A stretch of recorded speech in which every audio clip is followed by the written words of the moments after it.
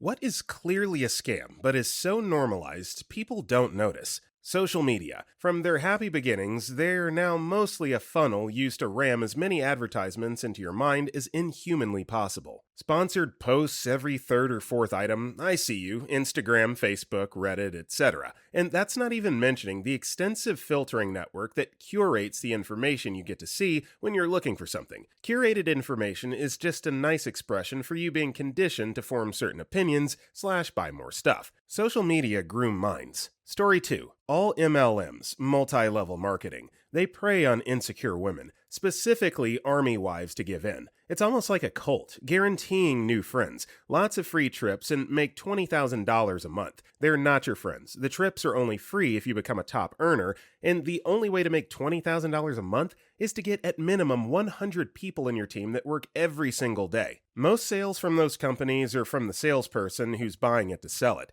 and they tell you that you have to buy more to sell more. It's really gross. Story 3. Fashion, but also just clothing in general. No pockets on female clothes? More purses get sold. Thinner layers for women? Have to buy more layers. It gets marketed as being fashionable, but the clothing industry could roll out a marketing campaign for baggy, rugged clothing tomorrow and get it trending if they wanted to. Also, the clothing industry is a cesspool of child labor, human trafficking, and it has some of the highest carbon emissions and water waste of any industry on the planet. Way worse than flying. One cotton t-shirt takes thousands of gallons of water to produce. Almost any synthetic fabric is a type of plastic, and you release microplastics upon washing. On top of all that, we have repressive cultural norms and laws regarding the necessity of wearing clothing that come from Puritans and Victorians who thought table legs had to be covered and ankles were sexy. The idea that you should be embarrassed to be naked in front of other people is a cultural phenomenon, not instinct, and you can look at pretty much any tropical tribe to verify this fact,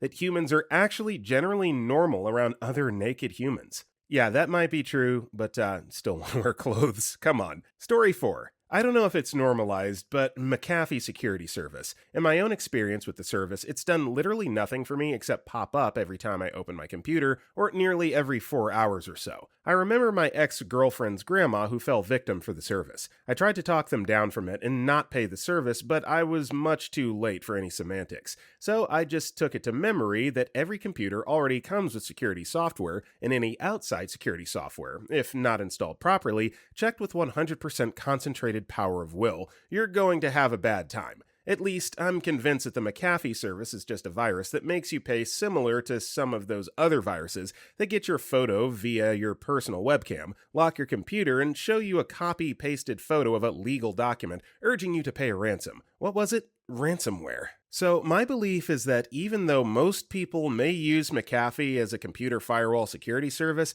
it's more than likely a scam. Downvote me to hell, but at least convince me otherwise first. Story 5. About 90% of paid DLC in video games. Like, whenever you see a $5 piece of DLC for a game that retails for $60, ask yourself if you think that DLC took 1/12 the resources of making the entire basic game. All the storyboarding, all the planning, all the testing, etc. Spoiler alert, it pretty much never does. Edit. The number of people responding to this saying that DLC is fine kind of proves my point. Most people don't even notice what a scam the entire business model is. For reference, for those who don't know, DLC is not something that's added after the fact. It's planned out as part of the game's development cycle. Long before development on the game has even started, the executives have already figured out how many DLC packs they want to provide, what they will charge for it, and, at least at a high level, what they will contain. Characters, new missions, cosmetics, etc. They could just include those all in the base game, but it's easier to trick people into impulse purchases with lower price tags. People are more likely to buy a $60 game and 6 $5 DLC packs than they are a $75 game, even if those two games contain the exact same content. Most people still assume that DLC is something that the developers came up with late in the development process, but couldn't fit it within the game's time or budget constraints. That is almost never the case in the industry today. Yeah, I definitely agree with this one. DLC and microtransactions in general can add up very, very quickly. I mean, ask yourself, how long does it take you to equal the total value of the game itself spending on microtransactions and DLC? It usually doesn't take very long. So yeah, they got you hook, line, and sinker, no doubt. Story 6. Money. Brief history. Before money, we used precious metal, gems, etc. for exchange. Carrying around all of this precious, heavy stuff was dangerous and difficult, so people kept their wealth in banks that issued a receipt. The receipts were easy to store and became the medium of exchange since everyone's confidence in the banks meant that the notes they issued were equivalent to the gold they stood for. So far, so good. Then the bankers noticed that most of the gold the people kept with them was never claimed. So if they issued notes for gold they didn't actually have, those notes would be treated as if they had real value, and most of the time nobody would notice. This meant banks could conjure up money out of nowhere, and this made them pretty wealthy. Oh, but it gets better. The banks also issued loans of money they didn't have, so they were earning interest on money they never had in the first place. Bankers eventually became richer than kings. When the whole scheme became public, rather than being shut down and sacrifice the economy, we decided to give it an official sounding name, fractional reserve banking, make it legal, and just carry on like it wasn't a giant scam. Almost there. The fractional amount banks were required to have in reserve varied over time, but as recently as a few years ago was as low as 10%.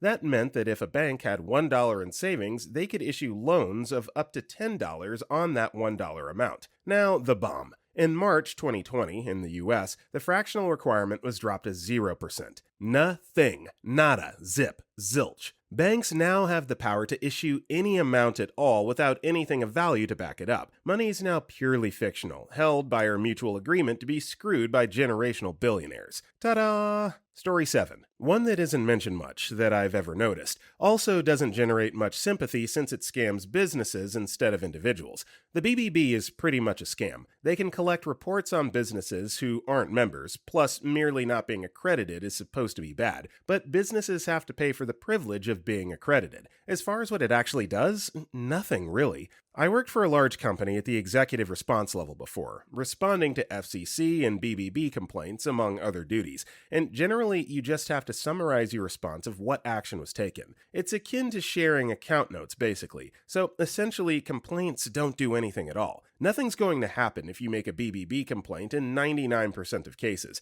It's just yelling to get an officially posted response on the same answer you didn't like the first time. However, if you do not answer them or even refuse to pay for the useless service, then you get dinged because BBB accreditation is supposed to mean something. It's pretty much the white-collar equivalent of a protection racket. I'm sure there are very, very rare cases where legitimate complaints were resolved, but most of these could have been merely by asking for a supervisor. Filter out those cases, then you have an absolutely minuscule amount that perhaps could be considered legit, meaning I had to tell supervisor/management they did something wrong/correct any actual issue. And for that minuscule number, I'm pretty sure you could always find alternative pathways that still didn't justify extorting businesses for the privilege.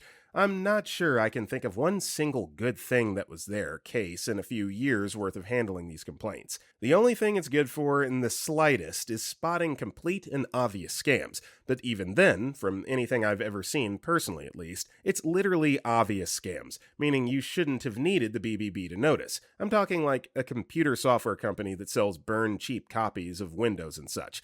Super obvious stuff. And yet, for this minuscule service, they get to charge most businesses for protection, accreditation, because a great BBB rating is ingrained as a no accreditation and successfully been ingrained as bad. Also, consumers are trained to think a complaint hurts a business rating. It does not at all. Not responding to a complaint is the only thing that hurts the rating, or not bothering to pay to be accredited. I mean, if you tried to start your own business on the same sort of model, I'm pretty sure you could end up with charges, lol. The closest thing is literally a mob protection racket. You can pay us for protection, from bad to no accreditation, and in exchange we won't beat you up. Declare in neon letters that you didn't pay us to be accredited. Makes no sense how they're highly regarded. Story 8. To be honest, the child support system. It's clearly created to keep the payer under its thumb. My ex lied about my wages when she first filed, and because it was overlooked, I was ordered to pay $1,300 for our one child. I have 2 other children now, and my wife and I have had to endure the loss of our home,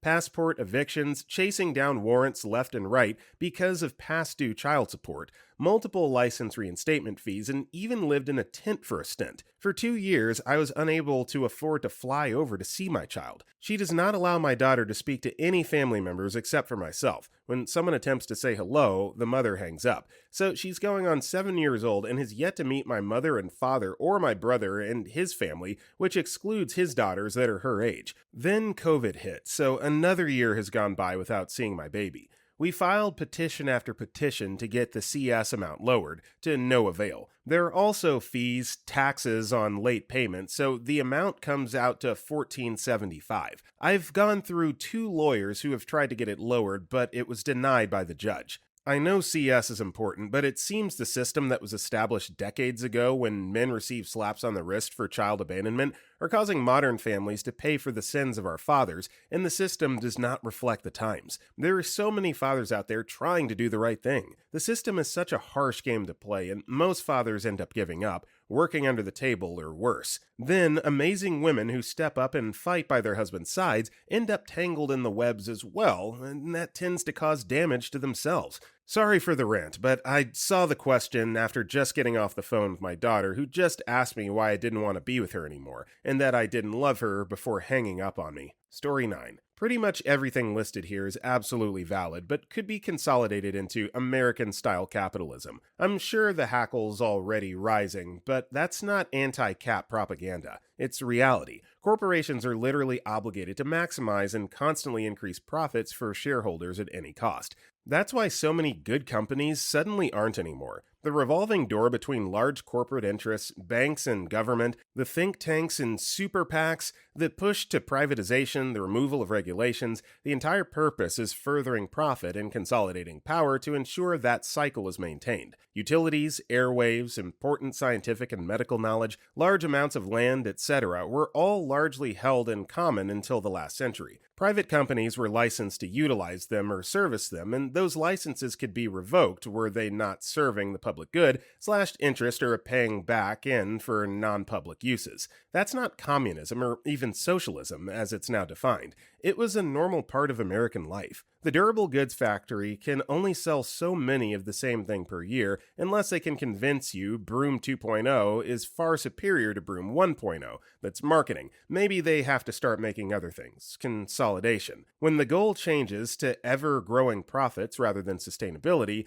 competition must be absorbed or eliminated. The price goes up and costs have to decrease. When you can't pay fewer workers any less or treat them any more poorly, you move production overseas. The price continues to rise, marketing becomes more aggressive, but it's not enough. Who needs a new everything every year? Enter proprietary and planned obsolescence. You can't have the same car for 25 years without spending a fortune to replace cheaper parts made not to last. Your laptop can't be upgraded. The phone you bought 2 years ago won't work properly on the locked carrier system. Don't worry, you don't need to buy that new phone. Why not lease it at a higher price until it's obsolete? Then we'll take it back and sell it to another market when you're forced to start a new lease. You can save $5 a month by allowing us to auto-bill a randomized account to your credit card each month. Rent access to your video games and media. Unlock once basic features and functions of your devices by upgrading. It only works with our proprietary accessories. Subscribe to these essential apps. Allow us to send you notifications,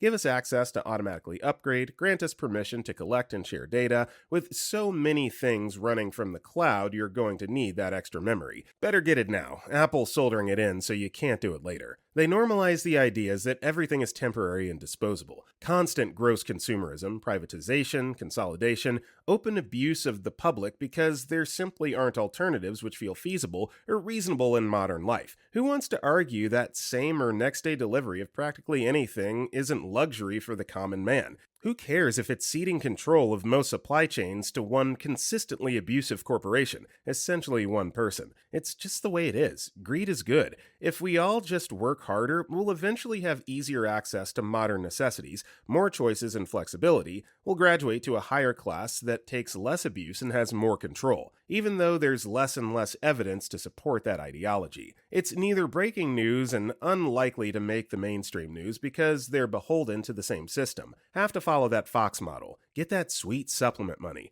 Most politicians are only in their position because of that money for the purpose of protecting and furthering that corrupted system while maintaining that everything is fine. So it's hard to see a way out, but realizing that there's nothing normal about it, being conscious of the constant manipulation for profit most of us were born into, is at least a first step. Story 10. Back to base security system monitoring.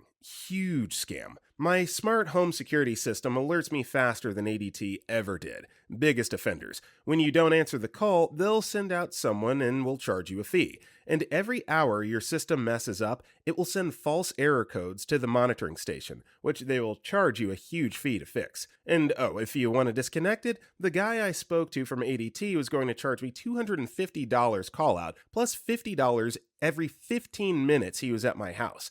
And the job would have taken at least an hour, they said. They may need to go into the roof. No, I just called a security installation electrician, and he said $50 call out and $30 for every 30 minutes he was there, but that was depending on the type of job. He was at my house for 5 minutes. Power off, remove power wires from control box, protect the wire so it's safe, replace cover on the control box, done. He only charged $50, compared to ADT's service, which would have cost about $450. ADT hardwired it into our power system, without telling us what circuit they plugged into. Basically, one flip of the switch outside and the system turns off. Story 11. Male genital mutilation, aka circumcision. No, it does not make your chicken cleaner. It was literally pushed on American society by Kellogg from all his cereal money to stop boys from spilling their seed, since it's against God to self-pleasure thyself. You see, the foreskin holds nearly 70% of all the nerve endings in the chicken. If you're circumcised, you might have a little nub of nerve endings right under your pee hole. That's what the whole foreskin feels like. The doctor just had mercy and left you a little bit so you can actually reach climax. Reality is that orgasms are like 10 times more intense with your foreskin attached. American men would rather stick their heads in the sand than accept most of the pleasure of sex was carved off of them without them having any say. And that's the biggest scam in America. The saddest part is when people try to claim it's nothing like female genital mutilation, but it's literally the same amount of pleasure response nerve endings that are being removed. It's what disgusts me the most, how so many people come out of the woodwork to defend the normalized genital mutilation, even in the face of verifiable scientific evidence. Yet female genital mutilation is like this evil boogeyman. It's so bizarre. Okay, not saying that OP is wrong here, but I just need somebody to jump in the comments, fact check this, and confirm it, because that is just wild. Story 12. 1. Pricing. It's so blatant, people have to be aware of it, but they keep shopping there. 2. Vendor convenience fees. 3. Airline fees and taxes. Kohl's pricing. Example, they say a product is regularly $128, but their sale price is $65. And you've never seen it selling anywhere for $128. Also, their prices change dramatically based on the sale they're having. If they have a 30% off coupon offer, the price adjusts up to 25% for every valid time frame of the coupon. Use your cash back during this time frame. Prices jump. Shirts that were regularly priced at $12.99 are now $19.99, etc. Amazon pricing near the holidays. Their tracking software triggers pricing based on search. So, if one day you're looking for a blender, you see one that you like at one price, you research it, 4 hours later it's 4 times the price you originally saw it for, and suddenly you can't find it anywhere. Costco pricing / business blocking contracts. Example, I could buy a certain Chocolatier's chocolates for $9.99 for one container on their website, but incredibly, they just happen to be sold out every time Costco has them in stock, for 1.5 times the price. But at Costco, you can't buy just one, you have to buy 2. So really, you pay 3 times the price you would have from the Chocolatier's own website. 2. Vendor / convenience fees. Really? I'm already buying a ticket from you. That's your job, the one thing you do. And you're the only place we can get the tickets most of the time. Airlines. Why do I have to pay a convenience fee when I buy from you directly? Isn't the ridiculous price I paid already enough? 3. Airline taxes. What the what? How on this good green earth are the taxes for my airline ticket more than my actual airline ticket? Then you add a fee? How is that acceptable? Story 13. Uber and Lyft, for drivers anyway. I drove with Uber, but not Lyft, so my experience is based on that. I got out before they did food delivery. It's a pyramid scheme, except the product is actually worth something. But nonetheless, the business model is very much based on the pyramid model. Drivers are actively encouraged to recruit more drivers, to the point most of your profits come from recruitment. Once you calculate costs of gasoline, tire wear, depreciation, oil changes, etc., most drivers make very little from actually spinning wheels. Each driver is an independent contractor, so don't forget to subtract taxes from your weekly pay too, and is essentially running their own business. What Uber does now with the aggressive recruitment is create a vastly inflated bubble full of barely performing businesses. In a normal market, the bubble would pop, the weaker ones will die off, and prices will rise to sustainable levels again. However, the whole market is propped up by one or two companies that siphon off income from hundreds of thousands of struggling businesses. This is great for consumers, since I can get a ride downtown for $10. However, anyone trying to make a living off driving like this will find it extremely difficult. I'm sure someone somewhere is making a decent buck, even after taking expenses, but for people like myself looking for a side hustle, it's not worth it. Story 14. Canadian cell phone plan/upgrades. Had a coworker all excited because she was eligible for an upgrade and wanted device advice. I told her, ignore the upgrade, keep your phone, buy a phone off contract, and go with the cheapest carrier. The next day, she came to work with the Samsung S20. Yeah, it was a free upgrade, so I figured, why not? I still had some owing on my old phone, so it cost a bit, but that's okay. She had to pay $900 to pay off her old iPhone 11. They gave her $150 off her Samsung S20 for it, so she paid $750 for her new phone. No, that was to pay off my old phone. This phone was a free upgrade. I had to change my plan too. I was on 5 gigabytes for $95, but since this is a premium service, I had to go to the $105 a month plan. I have a Galaxy S10 I got used for $350, and I pay $85 a month for 20 gigabytes shared between me and my wife. Never lock yourself to a carrier contract in Canada. Story 15. Veterinarians. Sometimes. Look, we all want the best care for our little guys and gals. Let's not challenge that. But that doesn't mean you need to rob your clients blind, extort, or guilt them. Just one example. Went to a vet with a great review that's very close to me. Really, the only one that's close enough to take a slightly extended lunch break to make it 2 with Doggo. Read that they were slightly expensive, but figured it can't be, but so bad. They ended up trying not to honor a certificate I had from where I adopted the dog and charging me for it. Then they did some labs without for sure verifying with me, and definitely without telling me how much they would be. Sure, I got them done anyway because I love the little dude, but a surprise $300 bill for labs that I called around to other vets and asked friends should have only cost $175 max elsewhere. I wasn't happy. The final nail in the coffin for them was the refill of preventative. They didn't even offer to sell it to me from their pharmacy, but sent me home with the paper script. Ordered it online, get a call about a week later from the vet saying they received a fax asking to verify the prescription from Petco. We don't do that. We sell it here, so we don't provide authorization from third parties. How much is with you then? Now that I've already paid for it, she said $170 to $80. I already paid $120 for it. She talked to me like I was a dirty piece of crap after too, because I didn't want to continue overspending with them when I had already done so and pay an extra $50. Ended up getting it at Costco for $100. Paying a little more for quality and convenience is normal, but that was excessive. I even called the next vet we were going to, and they were surprised they were behaving like that and said it wasn't right. They confirmed much more reasonable rates for various things. Story 16. You don't need to avoid shaving, as shaving doesn't make your hair grow back thicker and darker. I don't know if this started out as an old wives' tale, but it's worked its way into the beauty industry, and I can't tell you how many times I've encountered trained beauticians making the same claim when they wax people for a living. Waxing can have benefits, but you don't need to do it out of fear shaving causes to your hair texture and growth. Saying waxing pulls the hair out from the root, so it takes a lot longer to regrow to the surface of the skin, and when it does, it will come in with a tapered tip. When you shave, you merely cut the hair at the surface of the skin, removing the tapered tip, which might give it the appearance of being a little thicker and darker when it grows, and of course it will grow back much more quickly than if it were taken out by the root.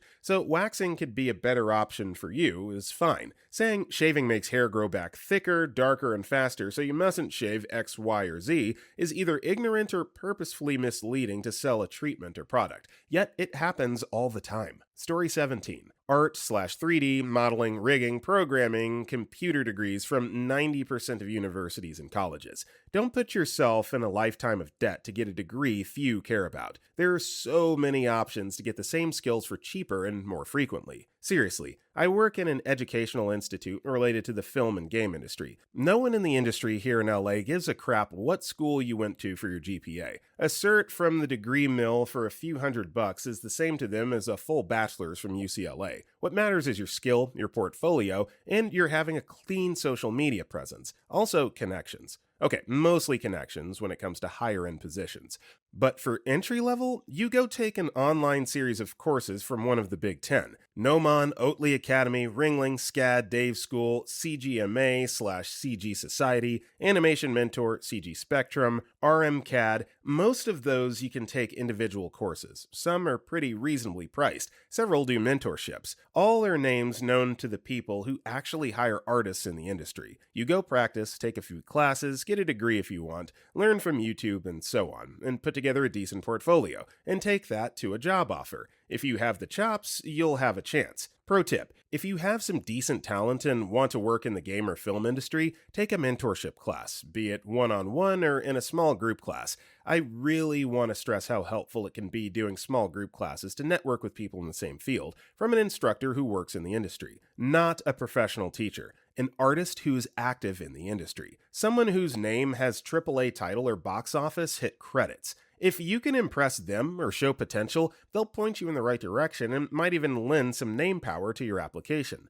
There are more of them doing online classes for some of these schools than you think, and despite not all of them having an oh-so-important teaching degree, they will freaking teach you what you need to learn to improve your art, and probably give a lot of tips on how to be more efficient and what to focus on, and way less theory and history, which mean precisely bunk when on the floor jamming to get that model up to snuff for the mocap rigging team to take over, or scoring that character design gig for the next animated feature. Yeah, could not agree with this more. Networking with industry professionals, meeting people, like-minded people working in the same craft is absolutely the fastest track to making it in that respective industry. So great advice. Story 19. Academia. Tuition rates are through the roof, but it's not like that extra cash is going to the people teaching the classes. Instead, if you're in the academic track yourself, you're likely to become incredibly educated with a doctorate, have no job security for little pay many years as a postdoc, and then at the end of it be a professor where you have to teach and manage people with no experience in either.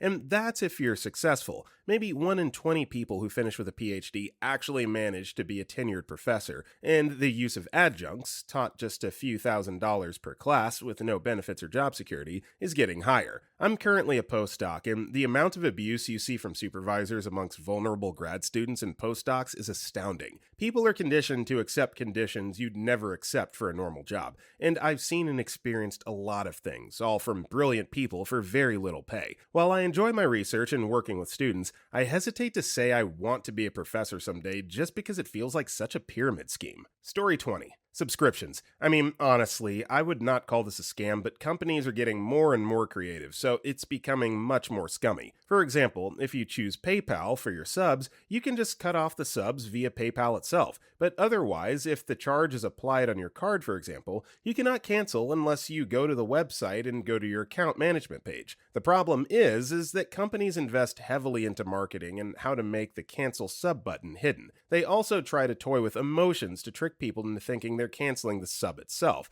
that they already paid for, but this can also apply to trial subs, instead of the renewal. All in all, people are forgetful. The tactic is, you make it so that it's harder to find the cancel sub option in your account. The person will most likely give it up, reasoning being, oh well, I'll just cancel it later. I still have time. When in reality, they'll just forget and only remember when it's too late. Most companies are fair and simply issue refunds to avoid backlash, but legally, they can really just tell you to F off since you didn't cancel your renewal. All in all, there's no need to be ultra butthurt about this. The subscription services itself aren't the problem. It's the scummy ethics to try to hide the option to do so, and playing with psychology that makes it so. I do enjoy extra crap like the Xbox Video Game Pass, though, where it's a billion games for $5 a month, though. Story 21. Circumcision. Aside from being a human rights violation, it's a scam because the health industry is literally harvesting an organ from a baby. Depending on where you are in the world, some places might push it aggressively. Some places might do it without asking first, and I've even heard horror stories of it being done despite parents specifically requesting it not to be done. The doctor makes money from performing the operation.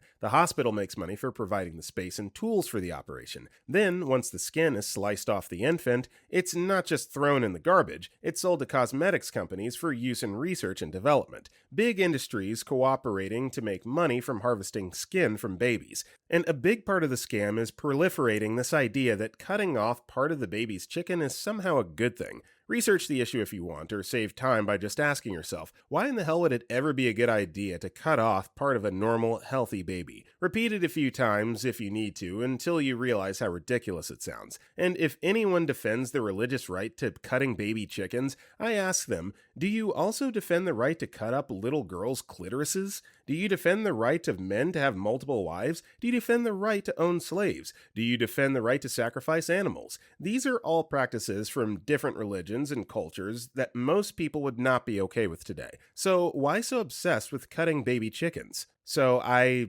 had the thought out loud. I wanted someone to fact check the previous post about circumcision, and this one absolutely cleared up the questions that I had. I get it now. Thank you so much for sharing. Story 22. All multi-level marketing companies. Avon, Mary Kay, Amway, Pampered Chef, Primerica. There are far too many to list. The average profit is less than $100 a year on most of them, and the vast majority of people spend far more than they will ever earn. Only a handful of people ever make any money. Despite all that, they're marketed as a way for stay-at-home parents to make some extra cash and gain independence. Nope. The other thing is nearly all HOAs are scams. Some make sense, like condo units, because they're building maintenance costs that need to be shared among the owners. The vast majority, though, are just newer neighborhoods with individual homes. The HOA is a way for the cities to pass off a lot of maintenance for storm drainage and code enforcement to the homeowners instead of providing it as part of the city taxes they already pay. It's even worse when busybodies get put into power. Now the homeowner pays twice for the maintenance as well as being told what they can and can't do with their own property with nitpicky detail. Story 23. College is one of the biggest scams modern-day high school graduates can fall for. From the moment children start school, they're told by both their parents and teachers that they must go to college to get a degree because those jobs pay the most. There's never any mention on trade jobs or entrepreneurship.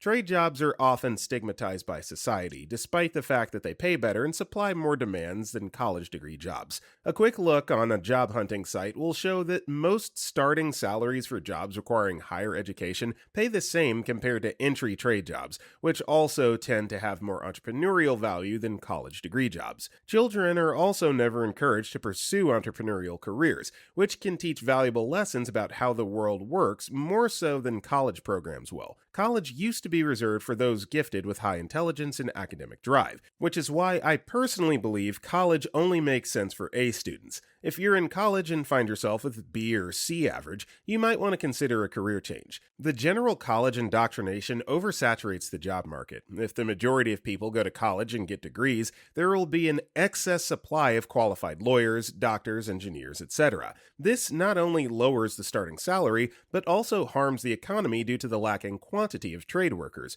who in theory are more essential to the functionality of society. High tuition costs, textbook costs, and fees for services you will never use are what make a college education a complete scam. There's nothing wrong with going to college for the sole purpose of learning, but relying on your degree to find employment will leave you broke and miserable in the end. It'd be better for those graduating high school to save money and start a business or learn a trade of some sort, while leaving college for the A students who will benefit far more from it. Story 24. Social Security in the US. Hear me out. It is not an invested fund like Norway's sovereign wealth fund. It's not tied to any market or any investment or any industry. It's a Ponzi scheme, the literal definition of a government-mandated Ponzi scheme. New, young people pay into Social Security. old people are paid out. The system counts on there always being more now investors to pay in than old investors to pay out. If it was not legally mandated or the US never experiences a population shrinkage, it's going to collapse hard. It is independent upon population growth and the fact that some investors will die before ever seeing a dime. The only thing keeping it going is more people pay in than take out. If the population distribution ever shifts to where that's no longer the case, edit. You can believe it has done good. You can believe it has a benefit. Fine, I don't care. But look at the system itself and realize it is deeply flawed. Story 25. The Salvation Army, and way more people need to be aware of it. It's notorious for having large amounts of the money being raised going to businesses as donations, and they have a lot of money missing on their claims. They'll also claim it's been allocated correctly, but all proof they've shown is shoddy at best and doesn't hold up, but they've got so much money and an arsenal of lawyers, it's almost impossible to go after them unless a major corporation did. They're also blatantly discriminatory, having refused help to people based solely on the fact they were gay or based on their religion. There was actually a gay married couple who were forced to stay in separate divisions and who had to seek spiritual counseling weekly to continue receiving aid. What's more is that a bulk of their volunteer labor is actually the people who go there to seek help and get paid not even a third of minimum wage.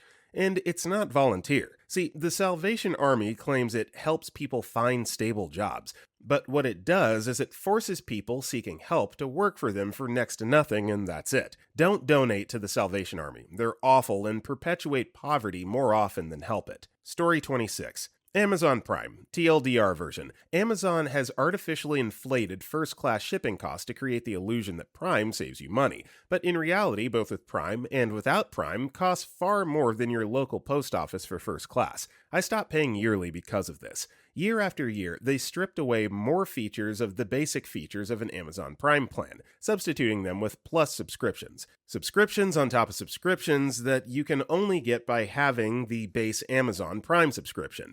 This isn't just my opinion on why I think it's a scam. The worst is simple. Items with Prime shipping/postage cost more than items without Prime shipping/postage, but shipping/postage is still free. Same item and same seller. You may think, duh, the sellers have to get a kickback for sending items for free, except your local shipping options are just as fast as Amazon for sometimes 90% of the cost. My local post office sends items first class. That's 24 hours for as little as €4 on parcels. Amazon does first-class shipping through Prime at around the same cost, but without Prime first-class shipping on Amazon is sometimes €12, €15, or more on some items of the same weight and worth. Story 27. In the US, health insurance. Insurance is already kind of scammy because basically the company is betting against something bad happening to you, since they adjust your premium based on the odds of them actually having to pay you the value of your policy. In other words, the less likely they think you are to cost them money, the less money they demand in order to cover you. Their ultimate goal is not to pay you. They want to bank your money for nothing and leave you both feeling like you got a good deal. This kind of arrangement makes a bit of sense. However, when you're talking about objects that you own, like vehicles and even houses, since those policies generally don't cover things like routine maintenance, you pay however much a month so that, if you get into a car accident, the company will provide however much money to cover repair/replacement of the car and associated medical costs for injuries sustained if you're found to be at fault. Since the cost of that policy per month, if you're a safe driver with few or of whatever risk factors that companies have decided to red flag, is substantially less than the cost of repairs and/or hypothetical medical bills. It's an easier cost to factor into your monthly expenditures in exchange for peace of mind. As the saying goes, you'd rather have it and not need it than need it and not have it. There are a lot of factors surrounding automobile collisions that you have control over, so if you're a careful, responsible driver, the likelihood of finding yourself in that position is relatively low. But what's the average person's likelihood of needing to go to the doctor? And not like in an emergency heart attack kind of way, or even a COVID kind of way, though the threat of COVID raises the stakes substantially, to keep with the gambling metaphor. But in the normal, I've got this chest cold that I just can't quite kick, and it might turn into something worse if untreated kind of way. My kid's fever is 103 degrees Fahrenheit and I'm worried that there's something really wrong with them kind of way. Normal human stuff. And then factor in things like cancer. Sure, there are certain choices that increase cancer risk, but cancer strikes the healthy and unhealthy alike, often with no warning, and doesn't really seem to care all that much about the insurance company's actuarial tables. The bottom line is, sometimes you just need a doctor. The adage breaks down because there's no scenario in which you will have it and not need it, but a very real chance that you will need it and not have it. Except the only way the health insurance company makes money is if they convince you that you don't need a doctor, or if they tell the hospital that you really need less care or medication than the doctor prescribes, or if they can find any excuse to weasel out of covering you when you try to make a claim, or they saddle you with a deductible so high that you'd be beggared even if you were covered, in the hopes that you decide to not seek treatment. They're betting against your own mortality and pretending that it's an ethical and intellectually honest pursuit, which they then try to convince you they're really doing for your benefit. It's pretty obviously a racket, but one we Americans currently have little choice but to buy into if we can, because the alternative is worse. And for a lot of people who have jobs with halfway decent health benefits, it's just kind of how things are. Story 28. This is late because Monsanto was slow with the check. Non-GMO food and organic food. They're marketing terms. Of course, all organics cannot be GMO, except if they're mutagenically created using chemicals or radiation. Those GMOs are considered organic and not GMO. They're also less precise and more likely to have adverse genes. And you know how we care about bees? Well, pyrethrin is very toxic to bees, and a common pesticide used in organic farming. And many organic pesticides are worse than synthetic pesticides. And you know how we care about carbon footprint? Organics take more land. A large portion of our organic food is shipped from China, well known for their strict regulatory practices. A lot of this produce is not labeled import and is fumigated upon arrival. It's all marketing, and it's mostly lies. Story 29. Printer ink cartridges. F cartridges. Oh, what's that? You're out of cyan? Well, F you then. You can't print in black and white either because you have to replace the cartridge. Now! Not to mention, most of those low ink messages are actually lies, and there's actually still a decent amount of ink left in the cartridge even when the printer says otherwise. And if you've ever wondered why your color cartridges still run out even though you only ever print black and white, it's because the printers are designed to sneak a tiny bit of color ink into every usage of black ink. And because the manufacturing cost for the cartridges is so minuscule, companies can give them insane markups to like $50 and no one bats an eye because you can't print anything without it, so you might as well buy it anyway. Basically, F you printer companies. Eat crap. Story 30. When doctors schedule you for follow-up visits. 1. There's no need to follow up for lab work these days, unless severely abnormal, because many offices have patient portals to access your own lab work and to communicate with all staff via email. Even if the doctor's office doesn't have an online portal, you can create an online patient account with the lab provider directly. Quest Labs, LabCorp, CPL. 2. Refills can be requested by calling, email, voicemail, etc. There's no need to schedule an appointment for such things. 3. The doctor says, we'll check it again in 3 months. LOL. That's just another way of saying, there's nothing wrong with you, but I'll take your money so I can take my annual luxury vacation. The moral to this story is doctors create repeat patients and generate income through follow-ups. Use common sense, guys. If you don't feel like you need a follow, then stay home and save some money. Story 31. Weddings are probably the biggest scam. I've bartended for a few fairly expensive wedding venues, $50K plus, and they're low-key disgusting. I'll double down and go most holidays, and the intense amount of shopping that comes along with it is also a scam. Most organized religion is also a scam in the sense that they're essentially just businesses that are tax exempt. From Scientologists to Christians, devout religious fanatics will look past any startling controversy regarding their institution. Correctional facilities in much of the Western world are a scam in the sense that many do not actually correct any behavior. They just lock people up in cages. Many charities are a scam, with a fourth of the money coming in going to the causes, while the rest go to an executive class that make insane money. Condos in big cities are a scam, as it's essentially just a shoebox in the sky. Elementary school to high school is a scam, as they don't necessarily teach you the life skills that they should, rather the skills to become a successful worker. And last but not least, Condoms are a scam because they're not 100% effective. This one's a joke because my girlfriend is late. Okay, I hope the second to last one was a joke too. I don't think I've ever heard anyone call elementary school a scam. Please explain your reasoning for that. Story 32. Never really discussed my thoughts on this, mainly because I guess most people have thought about this anyway, and because I'm woefully and blissfully ignorant, so I lose no sleep over it either. 3 things that are scams and accepted/ignored. 1. The misconception that you're free. No explanation needed. You're not. 2. Religion, word of God, written by man, used by people to excuse the crappiest of actions. See 3. 3. Dynastic ruling and its bastard child of politics. We accept, or have been conquered by, people with the least amount of qualifications for running a bath, let alone a country,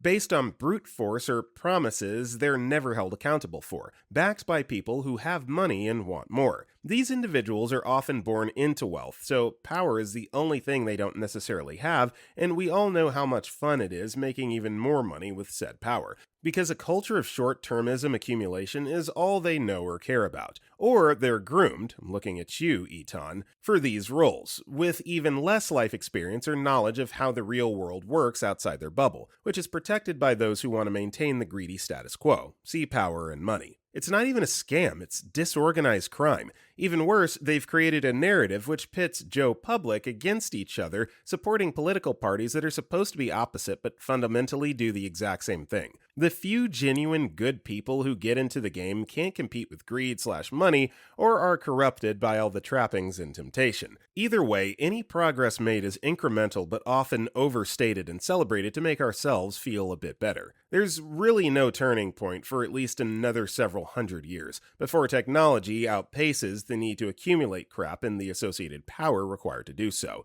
if we make it that far, which I highly doubt. Story 33. Organic food. There's a 50 to 80% loss even before harvest, so to make up for this loss, they take up more land, i.e., they raise tree land to make arable farmland. In the US, it's okay to use pesticides and fungicides and so forth. Thing is, they have to be plant-based. They do the same thing as the lab-based ones, but they're plant-based. Therefore, they wash away easily. So every time it rains, the farmers have to reapply. The lab-based ones aren't so easily washed away and only need to be applied 2 or 3 times per season. Plant-based pesticides and fungicides and the like, which are just as toxic to the things that they need toxic to, are applied constantly. So organic farms take up more space, which drives out local animals and pushes them into a smaller space. They dump more harsh chemicals into the water table. You know why there's a drought in California? It's organic farms that are sucking up way more water than would otherwise be needed for crops that will die before they get to picking, let alone to market. Roundup, as crappy a company as it is, still makes a good product, if used correctly and sparsely. Corporate farms just spray that crap all over like it's water. Local farms use it as it's intended, sparsely,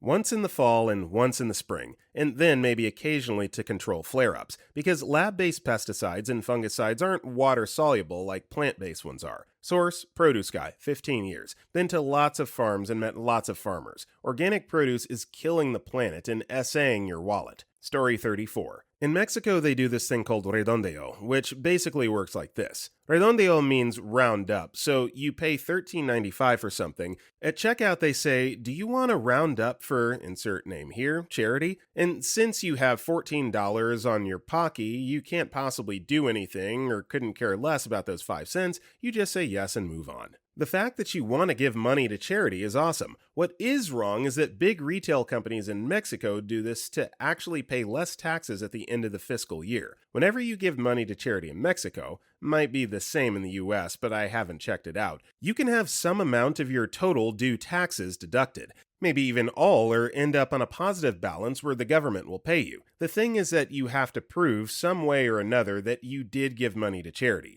Whenever one of this big retail companies, like Walmart for example, ask you to round up for charity, they just take the money and basically becomes their money for charity. They don't give any kind of receipt or something for you to show this is your contribution to charity, and people is simply unaware this is a thing. You know how much people go into these kinds of stores daily? A lot. Once I tried for science asking for a receipt in which it said it was me who was giving money to charity, not them, and after around 30 minutes, they made me fill some papers, and then they did give me a paper signed by them, in which I stated I gave money to charity through them with QRs printed that when scanned showed that the state was deducting this from my taxes. They do know about this process, they just don't want people to know. Story 35. Funerals. Like crap, my grandfather just passed. He had prepaid everything. He didn't want anyone to have to pay for a single thing. Asked the funeral home multiple times if everything's included and paid anything they told him. Now we find out this doesn't include the actual service, any private time for the family, flowers. To have materials printed in Spanish was extra. We're in effing South Florida. And to have a memorial video was extra. Effing nickeled and dimed every effing little thing. Not only that, then we found out that the spot my grandfather has chosen was given to someone else. So now he's dead and we have to randomly effing choose a place because they can't keep their paperwork sorted. The thing that annoyed me the most was that. Literally right after he passed, we're trying to figure out a date to hold the funeral. Only to find we have to have it Saturday is an extra $400, and Sunday is an extra $1,200. And the effing guy kept emphasizing, oh, we're a business, we have to make money. Like, have some effing tact, dude. Story 36. 4-year degrees don't train you to get a job. At most schools, they train you for grad school, after which you're welcome to pursue a career in academia. Each year, when you raise this issue with faculty, they'll ask, what year are you? And then, when you tell them your year, they say, oh, it always starts out like this, but your next year is when the practical learning begins. Then you hit your senior year and they say, oh, that's what capstone next semester is for. Then you get into the capstone class and they say, oh, that's what grad school is for. Meanwhile, their marketing and campus tours are all about training you for a career in the workforce with practical experimental learning. I encountered this across 3 schools and investigated others to find that in every case, students reported the exact same thing. The loans are a scam, but the education is also a scam. Story 37. Health insurance. First of all, it's not insurance in the sense that word is typically used. Insurance is a company taking a bet that your house won't flood/incinerate or your car won't crash, so they're using a formula to decide whether the risk of that bet is worth taking, since it saves them money. You don't use your car insurance every time you get an oil change, but every physical, runny nose, broken foot, etc., you practically have to use the insurance. It would be more like insurance if you were getting discounts for going to the gym regularly, not smoking, not engaging in high-risk behaviors, etc. And the only way to have decent insurance is to be very poor, Medicaid, very rich, private insurance, or a government employee. The vast majority of the lower middle class is either uninsured or underinsured, and they have Obamacare plans that are so crappy it's almost never worth using them. In many cases, it creates this perverse incentive where you want your income to be lower just so you can apply for Medicaid and avoid the Obamacare premiums and horse crap. Plus, just the general idea of attaching healthcare access to employment is dumb,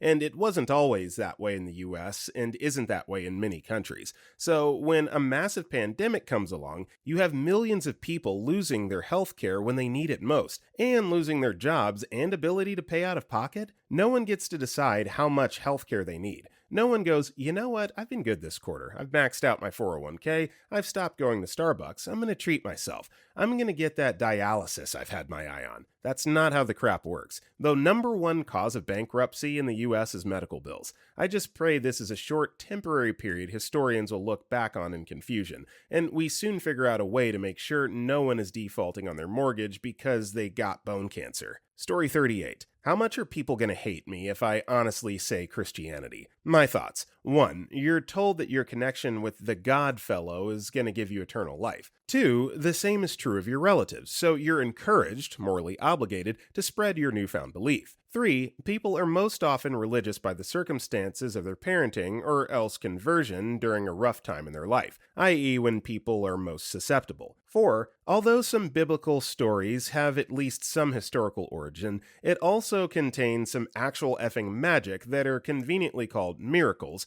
and contemporary claims of this magic are typically only verified by the church itself. 5. Although donations or tithes are not always mandatory, the subtle implication is usually that donating makes you a better person, / gives you a better connection with God / the church, synergizing well with the idea these things will give you a good afterlife. And 6, the degree to which this is the case varies from church, but people from across the political map of churches still donate en masse to horrible organizations like Salvation Army just because they're Christian presenting. Notes: Christianity has been around long enough that even it usually doesn't see itself as a scam anymore. Many churches are careful not to be like this, opting to spend money wisely with good purpose, and taking the Bible as an allegorical set of stories instead of the literal interpretations, partially or completely avoiding several of the points I've listed. The norms are also so deep in our culture at this point that magic and all-powerful gods don't seem strange anymore. But from an outside perspective, at least mine anyway, it's outlandish. I can only speak to American culture surrounding Christianity and the history I know on the subject.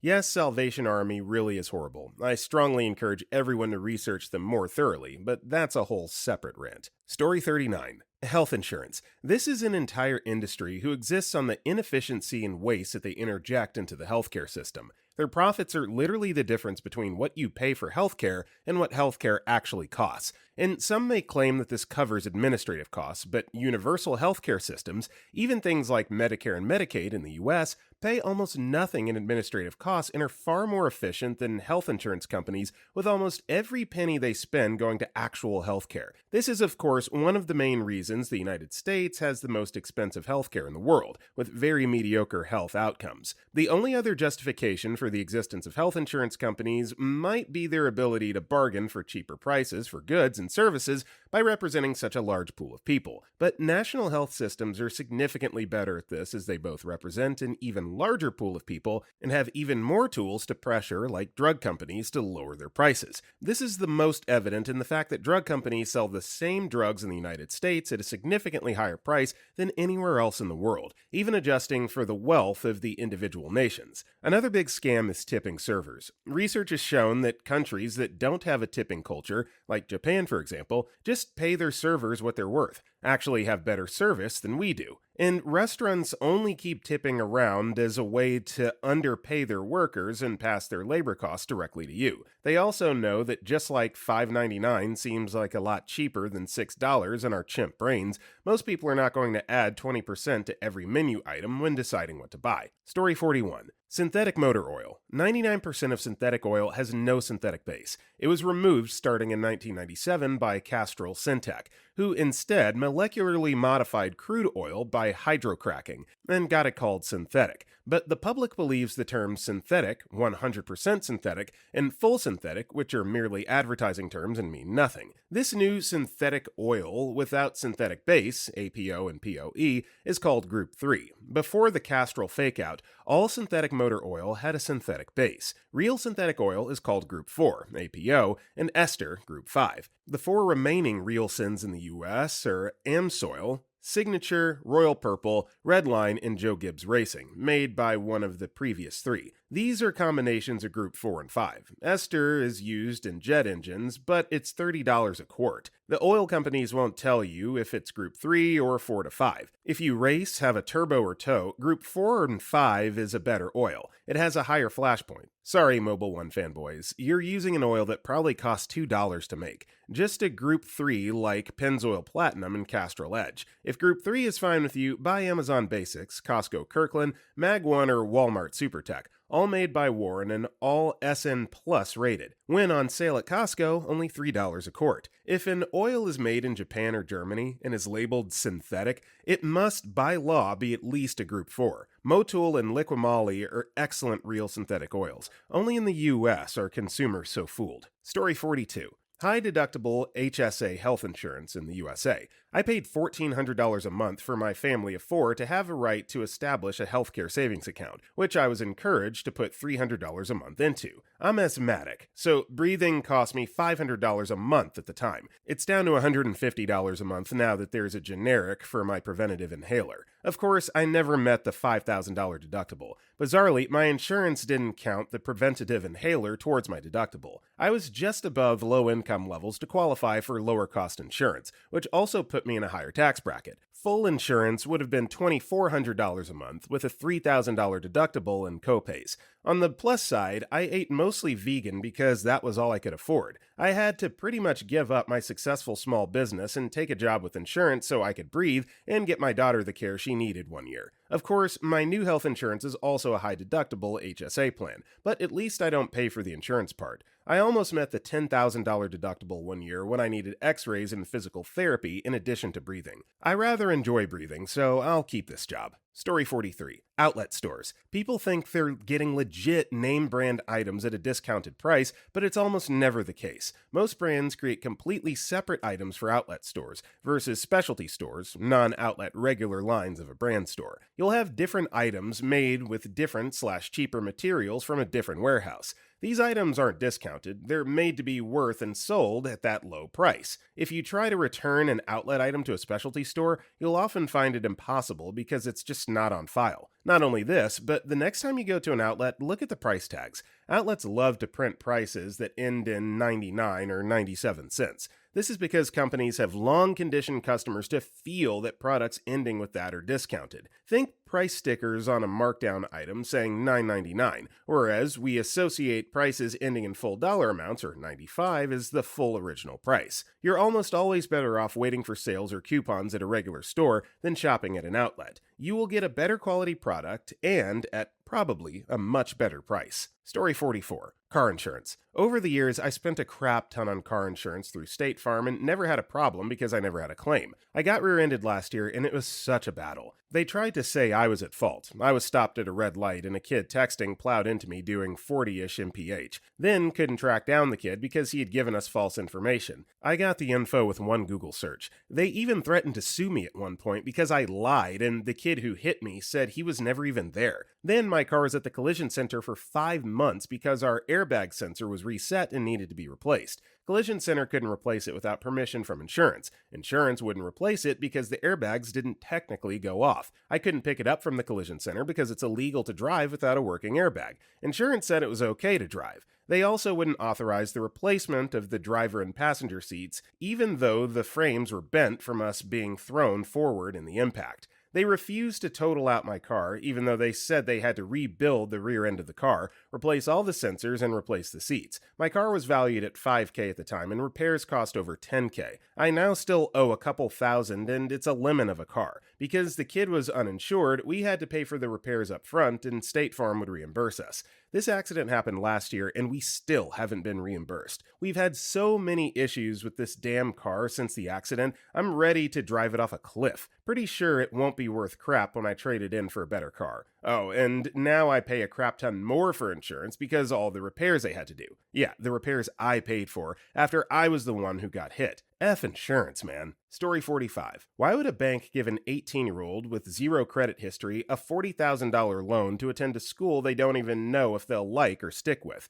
When you declare bankruptcy, pretty much all debts are forgiven except student loans. This means that when you take out a student loan, you're stuck with it. Regardless of how poor or incompetent you are, you'll be paying back that loan until it gets paid back. So because the banks are going to get their money back no matter what, they will lend out as big of a loan as possible to as many people as possible. Colleges know that the banks are willing to loan out as much money as their students need, so colleges have zero incentive to keep their prices low. They know it's drilled into the heads of so many high school students that if you want to be successful in life, you must go to college. So a gigantic percentage of people graduate from high school every year with the idea that they must go to college and that there are no other options. They know that you believe you have to go there. So banks get to make giant risk-free investments into people with no credit history to pay for colleges that are doing everything they can to make themselves seem like the only option available and charging more and more because they know banks will give kids however much they need because it's a risk-free investment. And this isn't to say that college is never the right option.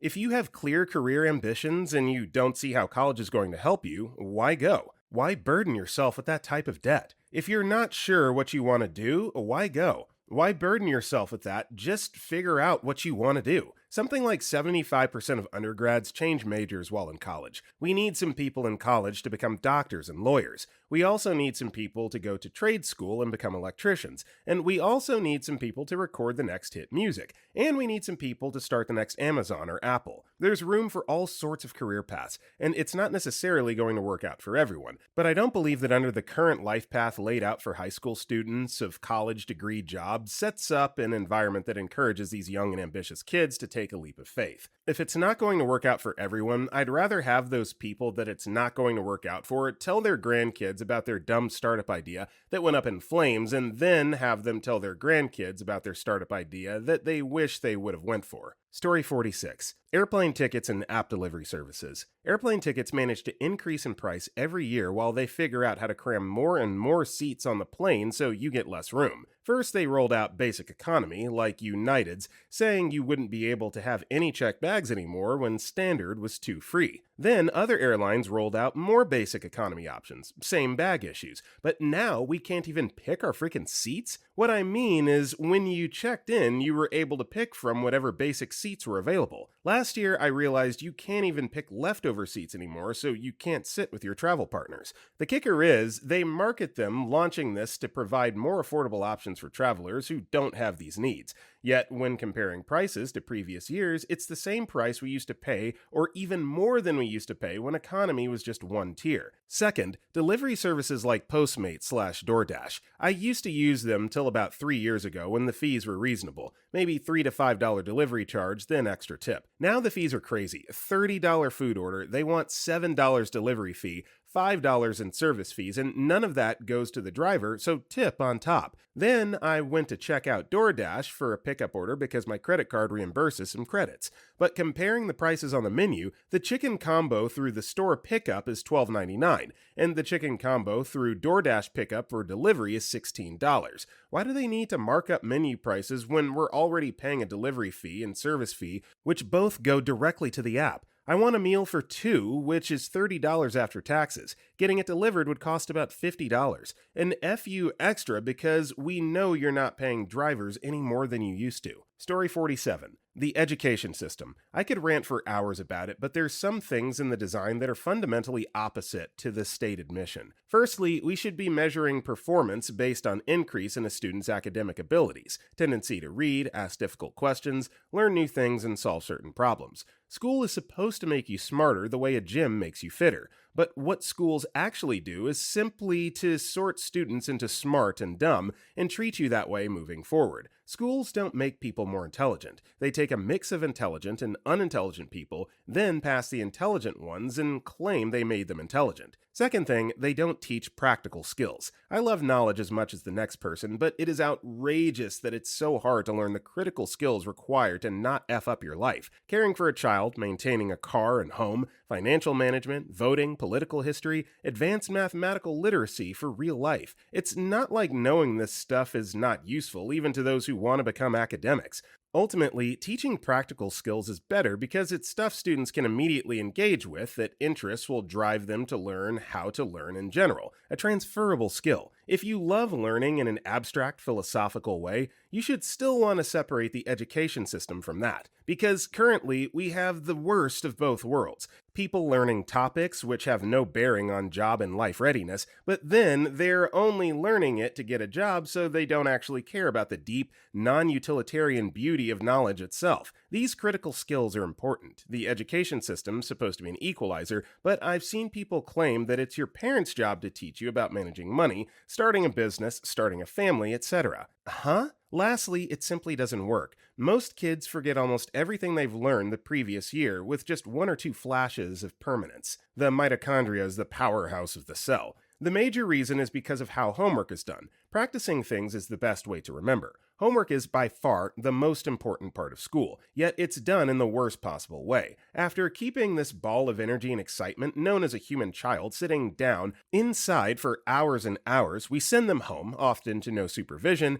and make them try and figure out complicated things all alone. We expect them to sit through the homework and all the negative feelings it produces when their friends and boyfriends and girlfriends are waiting to do fun stuff with them, and then we have only a bit of punishment for not doing homework. All in all, school has the wrong metrics for performance and are incentivized to hide their failures and claim successes which they didn't produce. It teaches things which most people don't get much out of or even remember, and it doesn't even do that well because it has a dumb way of doing the most important part of learning, regular practice and testing. It's a total scam.